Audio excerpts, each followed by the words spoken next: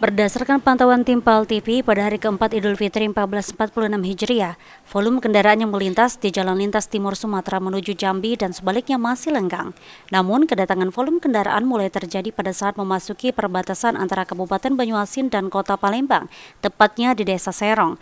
Salah satu pemudik mengatakan selama perjalanan pergi dan pulang tidak terjadi kemacetan karena jalan sepi dari kendaraan. Sena sengaja mudik ke Banyuasin pada hari keempat Idul Fitri karena sebelumnya juga mudik ke jalur dan sengaja pulang lebih cepat untuk menghindari terjadinya kemacetan. Untuk perjalanan tadi jam mana, Bu? Alhamdulillah lancar lah. Lancar, Bu, kate macet, Bu, ya? Oh, memang mudik kemarin di hari keberapa, Bu, Lebaran? Hari ketiga Lebaran. Hari ketiga kemarin berarti, Bu, ya? Kamu mudik di hari ketiga Lebaran, Bu? Karena sebelumnya ke daerah jalur dulu. Ya, jalur, jadi baru ke sana, Bu? Baru ke sana. Tapi untuk perjalanan kemarin waktu pergi kate macet? Pergi lancar. Lancar balik juga? Lancar.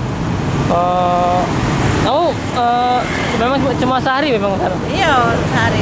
Memang soalnya ngincer libur, besok sudah mau kerja. Oh, besok sudah masuk, ya?